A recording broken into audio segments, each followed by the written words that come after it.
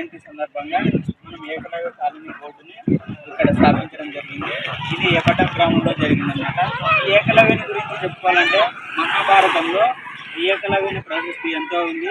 ఆయన ద్రోణాచార్యుడికి తన బొటనవేలును కూడా గురుదక్షిణగా ఇచ్చి ఆయన మహనీయుడిగా నిలిచిన వ్యక్తి అనమాట ఏకలవ్యుడు.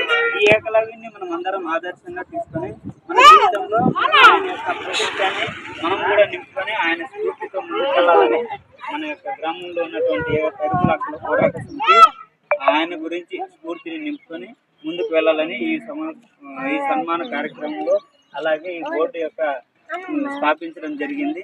అలాగే మనం అందరం కూడా మన జీవితంలో కూడా ఏకలవ్యుని యొక్క ప్రశస్తిని నింపుకొని వెళ్ళాలని కోరుకుంటున్నాము. ఈ అవకాశం ఇచ్చినటువంటి ఎరుకులక్కల పోరాట సమితి అధ్యక్షుడు వీరేష్, అలాగే కోశాధికారి సవరప్ప గారు, అలాగే ఆర్థిక కార్యదర్శి అయినటువంటి లక్ష్మణ గారు, వీళ్ళందరూ కూడా ఉన్నటువంటి వ్యక్తులందరికీ నమస్కారాలు తెలియజేస్తున్నాము.